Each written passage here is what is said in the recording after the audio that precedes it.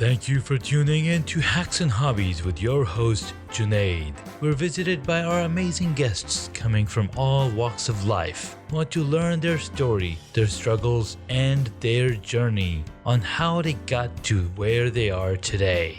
So stick around.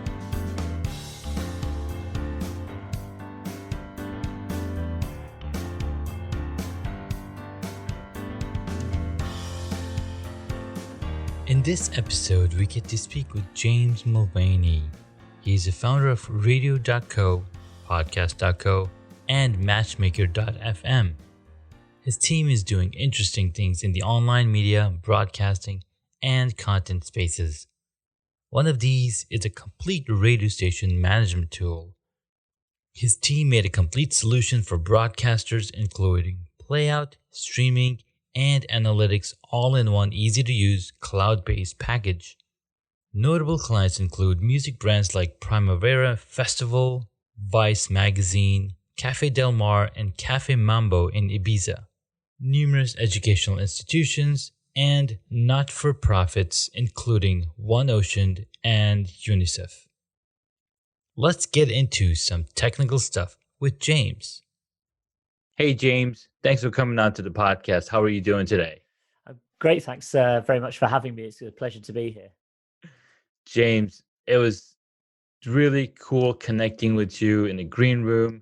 And we initially met on Matchmaker.fm. Now, you might be wondering, wait, why do you need a matchmaker to talk to somebody? It's not like Match.com.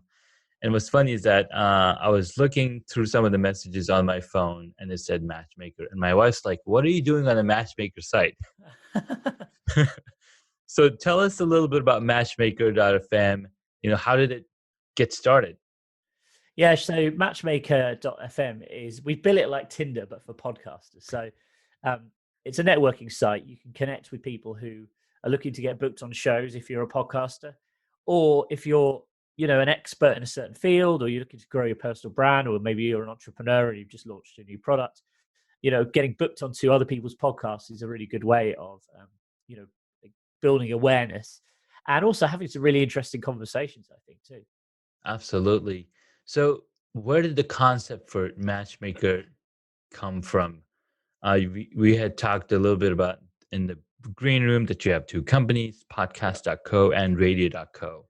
Yes, that's right. Yeah, so Radio.co we launched in 2015, which is a live streaming platform for radio stations.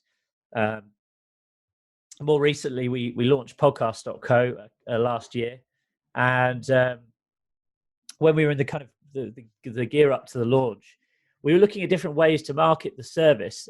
Podcast.co is a platform to make it easy to start a podcast. So we were looking at the sort of podcasting space, and one of the things we noticed is around 60% of podcasts are based on having guests or interviewing people.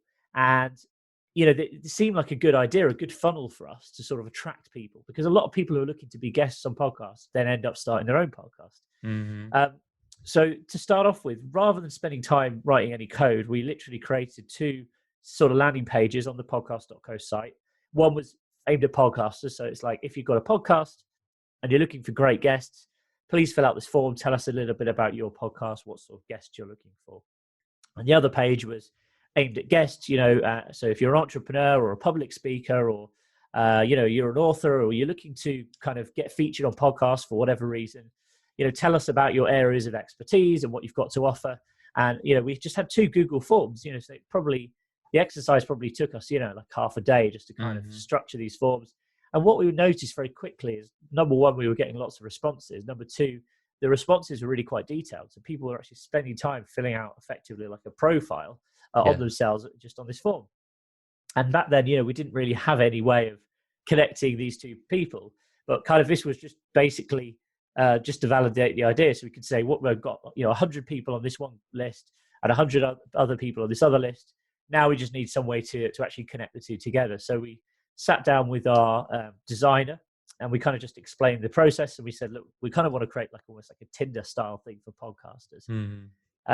In the original designs, we even had like a swipe left, swipe right style interface just for fun, because we thought it would be like a good marketing thing. We didn't end up actually building that, but what we did do is create a product which basically allows people to connect very easily with guests. And so far, the results have been great. We launched the product in February 2020, so February this year. So it's only been live really for 3 or 4 months. We've already got over 3,500 users on there. So 3,500 in about what like would you 3 say months. 3 months? Yeah, like Nice. March, April, May, basically. Yeah. Wow, that's really powerful. And I've been on another network called Spot a Guest for about a year and a half, and they recently launched a community using Mighty Networks, and I think they're around 3,000 also. Yeah. And then initially it started out as an email list, so you would go fill out a form, and then you would get an email from every week. These are the people looking to be guests on podcasts, so that was pretty neat.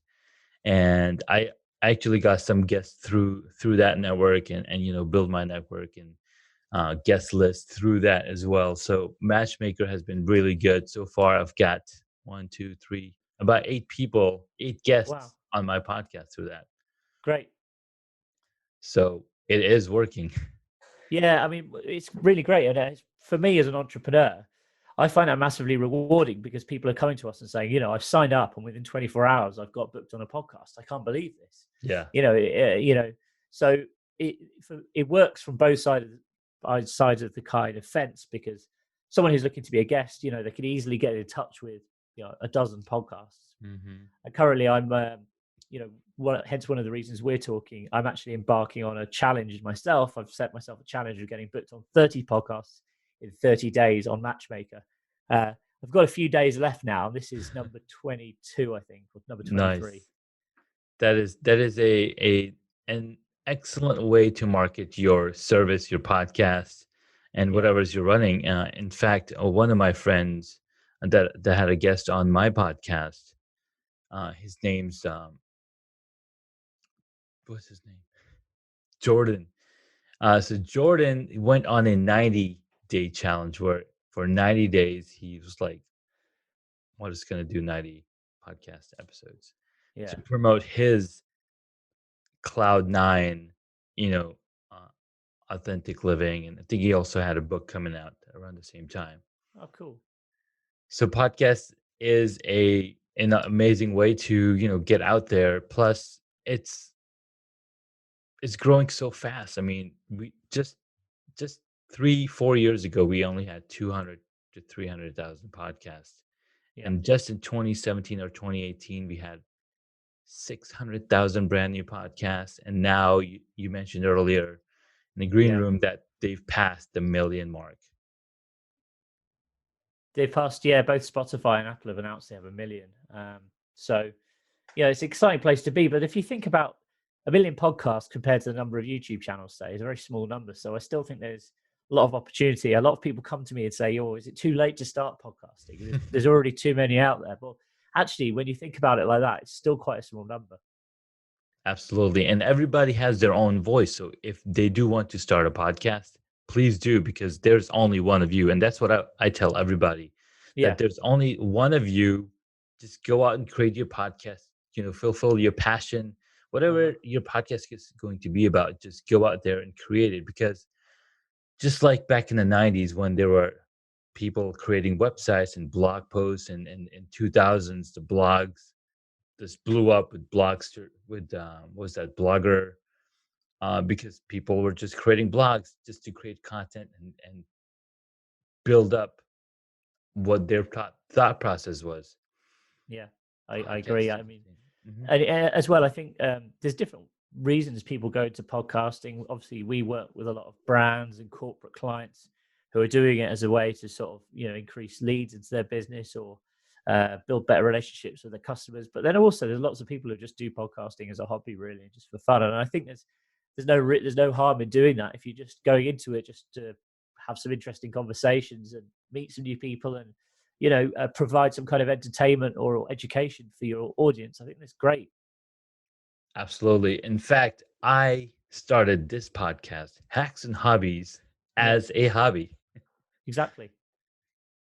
and it's been an amazing journey so far. In season 3, we've got to talk to some amazing folks like yourself, and what's really interesting is that the concentration of how you build a podcast and what it really takes to get started. And there's a ton of different ways.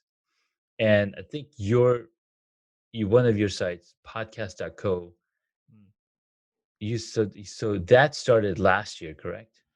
Yeah, we launched podcast.co probably in 2018. Okay. Um, Before we had anything to sell, we launched it as really like a kind of just to get the marketing going and get some Hmm. content out there, so we could start building the brand. So we launched, Yeah. as I say, initially there was nothing to sell. It was really just an information resource for podcasters, and we've obviously now launched the platform on top of that. Nice. That is awesome. So tell me a little bit about yourself, James Mulvaney. Where do you come from? Where do you hail from? How did you get started in this space? Yeah, absolutely. So my story began when I was like 16 years old. I was looking to go into radio as a DJ, as a presenter, and I wanted to, be behind the microphone. Always loved doing that. Started getting some experience in radio stations, had a few little shows online and stuff.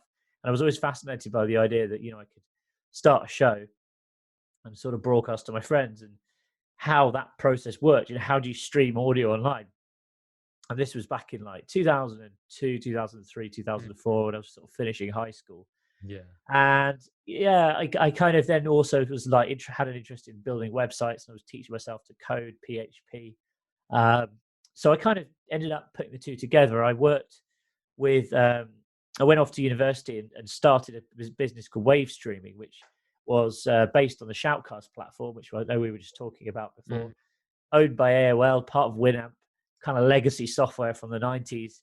But they hadn't really done much with it. So I was started building like tools and features that kind of bolted onto Shoutcast.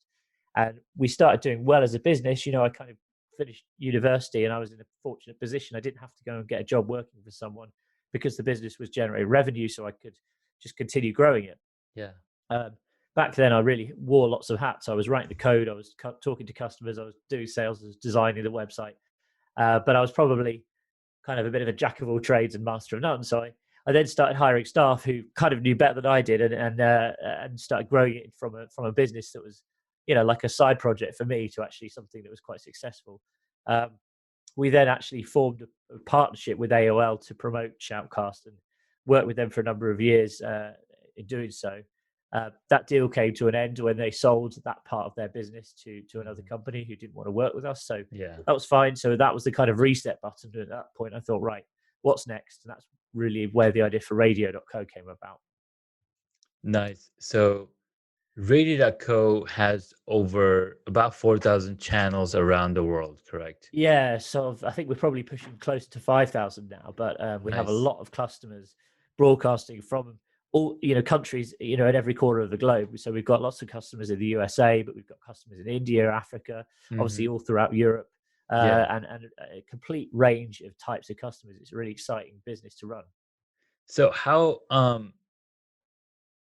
does somebody launch a radio station, and how do you differentiate that with, from podcasting? Yeah, it's a good question. I think podcast is almost like an evolution of radio in a sense, but the difference really between radio and podcast is a podcast is something that you download, you can listen to it from the beginning to the end, and radio you tune in and you listen to what's happening right now. They're obviously very similar mediums. I think, Hmm. interestingly, since lockdown happened, we've seen a big hike in radio listening across all of our clients' stations. We've seen probably 50% extra traffic at peak times because people like that kind of human connection. I think the knowledge that it's live and the knowledge that what someone is saying is happening there and then is kind of what gives people that human connection. I think Yeah. podcasts are great too, but I still think the thing with audio in general across both platforms is, it's a personal form of communication. It Yeah. feels like you're there with that person, and it's when you're watching stuff on TV or video, it's a bit more like you're looking into them rather than sort of being there with them. I think that's kind of Hmm. the difference between audio and video. No, you make a great point there. And I was actually going to ask, what type of numbers have you seen now that we're in lockdown and everybody's live streaming and Zooming, and Yes. have you seen more customers jump in to start a radio station even? Yeah, we've seen drastic increase in signups. Started happening in February, March Hmm. time. It's leveled out a little bit now, but Yeah, March and April were really like hot months. We had a lot of new customers signing up, nice. and we actually had to hire some more customer success reps to, to sort of help onboard all these new customers, which was great as well. Yeah. Now, you made a really good point how a podcast is almost like a radio you can take into your pocket, Yeah, and you can download it, listen to from the start to beginning. And if you compare it podcast, it's almost like a YouTube video that you can download and watch from, beginning to end. It's almost like video on demand. of course. But what's making a comeback with COVID situation is that live shows on Facebook and YouTube have picked up a lot of steam. In Yes. fact, the capture cards and cameras that are on sale right now or unavailable to, back ordered by the masses is so huge. It's insane. Mm, it's interesting. Yeah. So, what's interesting is radio evolved into a podcast, and now video is evolving into a live TV show that people can run from their homes. Yeah. So it's a really interesting contrast. Like, okay, people want to be connected live with somebody who's creating content, so then they can also interact, they can comment, and what's funny is that LinkedIn Live video just launched almost a year ago, Yeah. and it's been getting a lot of ticks, and people are just in the comments and connecting with the people that are talking on video. Mm. So with the radio, I'm guessing it's a similar thing. They're listening in, and they're probably have a way to call in as well. Yeah, I mean, we have a talk feature, so you can have guests on your show as part of our platform. Hmm. But also, people are using it. It's one of these things. It's a great project to do at the moment. You Yeah, can devote a lot of time to create great content, playlisting different songs, and all this kind of thing. So I think people are really kind of engaged with the medium at the moment. absolutely. They just need something to do because there's so much pre-recorded shows that you can watch. You want more spontaneity and Yeah, more uncertainty, so yeah. to say. I mean, I think also, the way the internet's changed. Like, if this lockdown happened 10 years ago, it would be totally different Oh to my to, god. to now. I think it's good. I think the fact that these kind of communication tools, Zoom and radio, podcasting, and video chat, and all these live streaming functionalities are available on Yeah, like a wide range of platforms. Just make the whole thing really accessible to everyone. it has it's almost like a blessing to, you're connected to the internet. You're getting all the data that's going on all around the world, but then you're Yeah, also, you know connecting with your loved ones. You're doing all sorts of silly things, and now it's normal and okay for a child to walk into a Zoom call. yeah, yeah. Absolutely, yeah.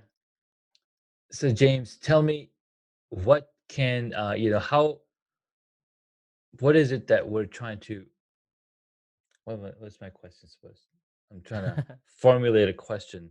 Like, what can somebody take away from this episode of our podcast? What can you teach my audience, um either in the podcasting space or the radio space? What's the takeaway that you would like people to take?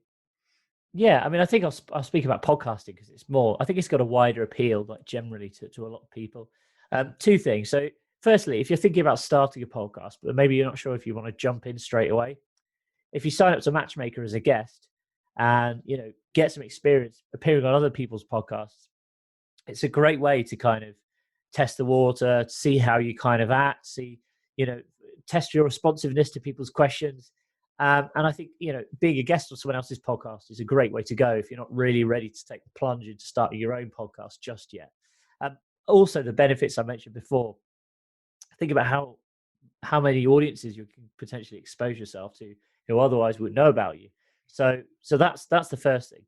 Secondly, if you're thinking about starting a podcast, excuse me, Mhm. if you're thinking about starting a podcast, the best thing to do is actually just start. There's too many people that come to us and they're like, "Yeah, I'm going to start a podcast." It's like, okay, 2 weeks later, have you done anything yet? No, I'm still thinking about it.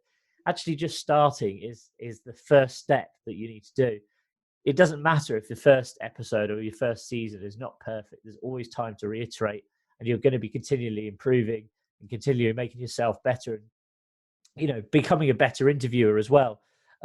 Especially if your podcast is going to be based on hosting guests, so I think those kind of the sort of key takeaways here. If you want to kind of get experience, be a guest first, and then secondly, just start. Don't worry about it too much. Don't worry about the technical side of things, because it's not actually that complicated. You just need to get your first episode out there and start getting some traction. Absolutely. You're so right. The first step into starting anything is to just Yes. get started. Don't worry Yep. about what's available. Yeah. And we live in a world where technology is in our hands, more powerful than supercomputers, back in the days. In fact, my first episode or my first season was entirely recorded on my iPhone and my iPad while I was driving back and forth from and to work. Wow. Okay. Right. So my first episode was, and I discovered the Anchor.fm app, Yeah. and I was like, oh my god, this is so much easier because I had a podcast launched in 2012 where we Mhm. used, I think we used Hangouts meeting on the computer, and it was the three people show. My co-host were my cousins, and then it was really interesting because we would launch this online, essentially a Zoom meeting that would broadcast on YouTube. Of course, we didn't have any people watching on YouTube, but we just talked and we took the audio from it and made that as the podcast episode. So Sure. that was my first podcast back in 2012, and it was very cumbersome. Yeah. But now it's so much easier. So tell us a little bit about your podcast.co and how can somebody get started using your uh, service. Sure. I mean, podcast.co makes it super simple to set up a podcast. If you've got your episode recorded, it's just a case of just dragging and dropping. It uploads. We handle a submission to all the major directories. So we'll submit it to Apple Podcasts, Spotify, Google, and many others on your behalf. Hmm. Um, we've got lots of value added cool tools, like you can create video from your podcast. You can also transcribe it using AI into text, which is great for repurposing. You can take quotes out for social media, turn it into a blog post. So check out podcast.co. That's the website. And as I mentioned before, if you're interested in getting booked as a guest, and growing your personal brand, matchmaker.fm is the one. Fantastic. So we've got podcast.co that'll help you get started with your podcast. Mm-hmm. And if you want to bring guests on or be a guest, and I think one thing that you mentioned, if you want to get started and you want to be testing the waters, and like you said, you talk to somebody and they're like, yeah, we're going to start a podcast, but then weeks later they're still figuring out what hardware they need to buy. They're still doing all the analysis paralysis. But I Yeah. think it's Yeah. it's really good to jump on and say, hey, I want to be a guest on the podcast. I have an Yeah. experience, I have an expertise that I can talk about, and test those waters. That's a really excellent point. Cool.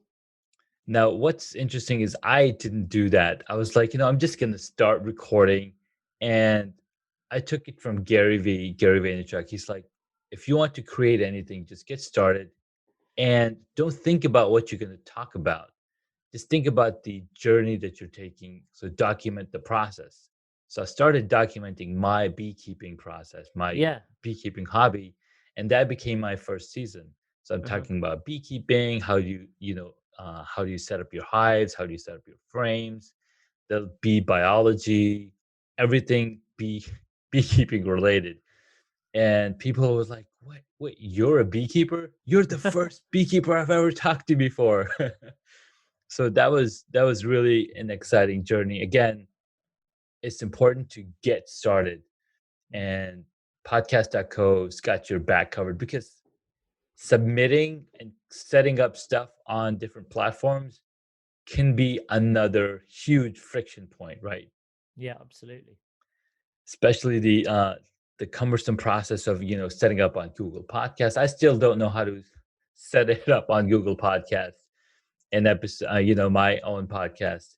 If I wanted to start from scratch, I mean, using Anchor.fm, you're using the similar process of syndicating the podcast to the different other platforms.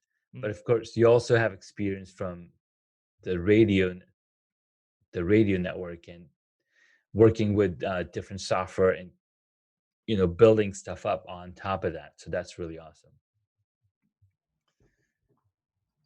All right, at this point in the podcast, I'd like to ask some questions to my guest. Are you All right. ready? I All hope right. so. Okay. So, what is the one hobby that you wish you got into? I used to do woodworking when I was growing up. I Mhm. used to like making furniture and building stuff, and not done any now for years. But that's kind of like one of the things I want to go back to at some point in my life. Yeah. Nice. I love woodworking as well. And when I got into beekeeping, and then when I first got my first hive, they're like, all right, you have to assemble all of this pieces Yeah. together. And so I had a passion for that. I was like, all right, let me, put this on down. So woodworking is one of my top ones. In fact, I follow a lot of Instagram folks and on TikTok, different woodworkers, and how they make, how they're either refreshing, furniture, or putting things together. It's really fascinating to watch. Next question. What did you want to be when you were a child? That's a good question. I don't really remember, to be honest. I used to love when we were doing school productions, like theatre shows. I love the backstage stuff, so like lighting and sound. So again, it probably kind of links into the DJ thing. Yeah. But yeah, I've always kind of had a fascination with technology, electronics, that sort of thing. So you're almost saying that you are doing what you wanted to do as a child. I guess so. In a weird, different way. It's probably not exactly. I was a kid in the '90s, so the internet was sort of in its infancy. Hmm. So I didn't look at tech kids growing up now will look at like Mark Zuckerberg or whatever, Jeff Bezos.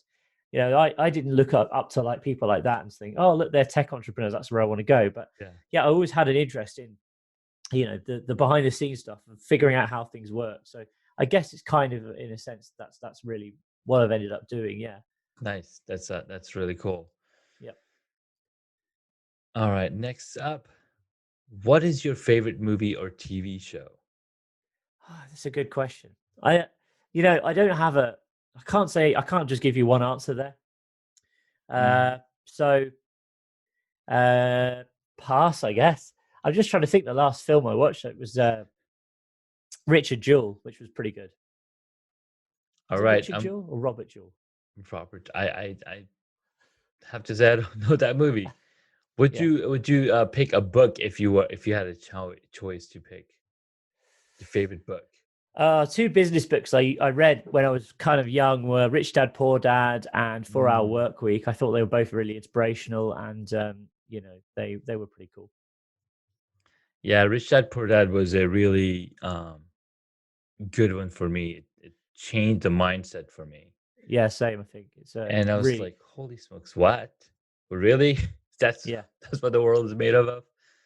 So that must have been a really good milestone for yourself, right? To be reading that book and then getting into creating something that you love to do, and Yep. then watching it prosper. Nice. Totally, yeah. And also, the one thing I learned from Rich Dad Poor Dad is just a bit about investing as well. I've got a few properties that I've invested in now, and various other investments. So that's kind of the main thing I learned from that. Nice. Nice. I like it. All right. This next question is also movie related. So I'm sure you've seen a ton of movie over the past few decades. Okay, yeah. What movie would you choose if you got to play a character in it? Oh, I don't know.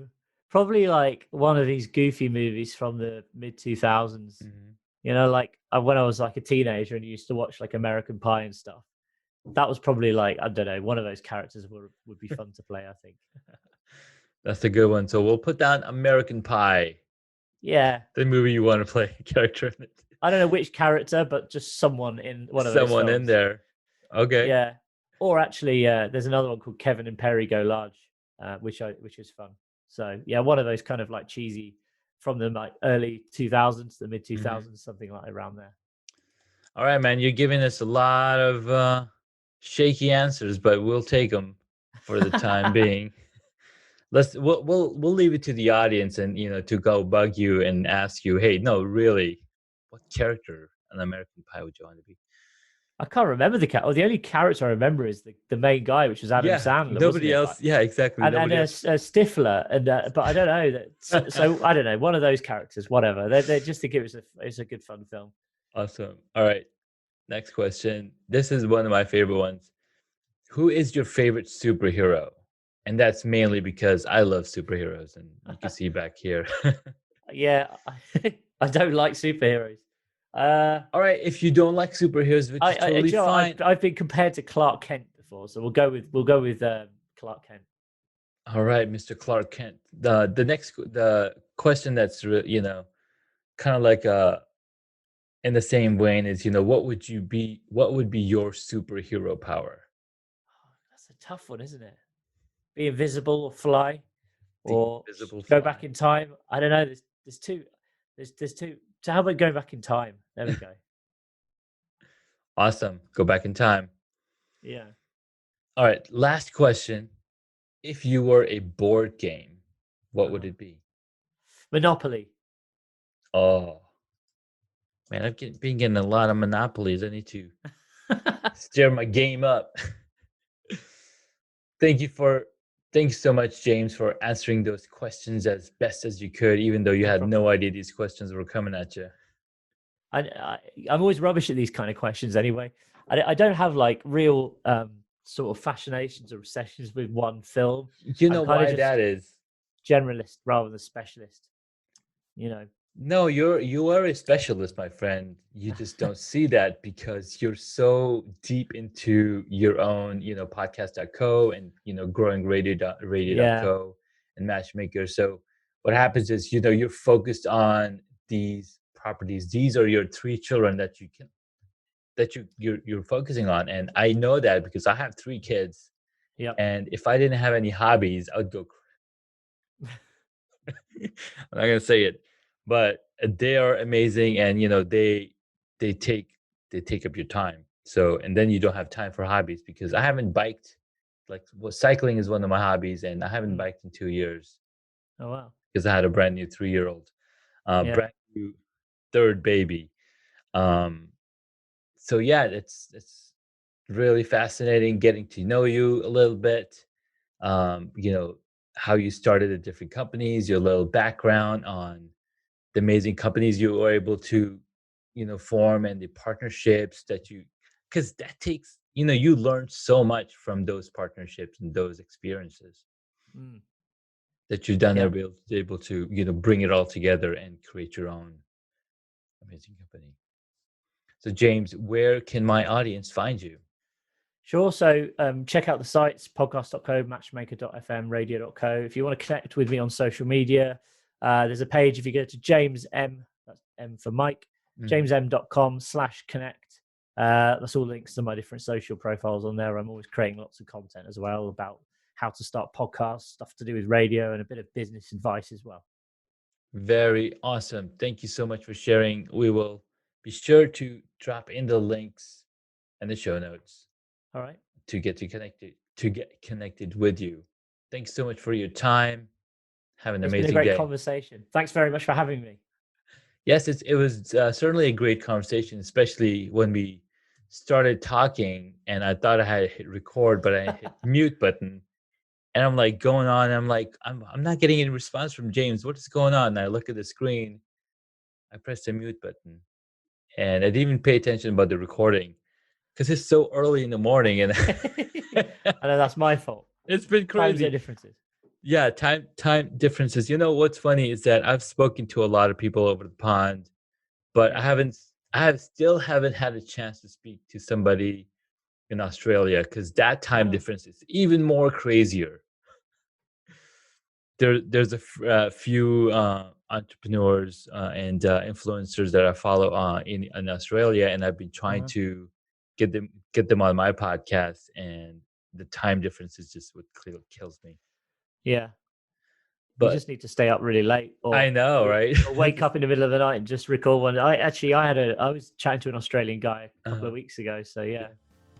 Nice. Well, thank you so much for coming on to the podcast and sharing your journey. This was a lot of fun. Thank you so much for taking the time to listen to this episode on Hacks and Hobbies. We absolutely appreciate your contribution. You can find additional notes on hacksandhobbies.com. Please share the podcast with your friends and tell them what you learned about our guest today.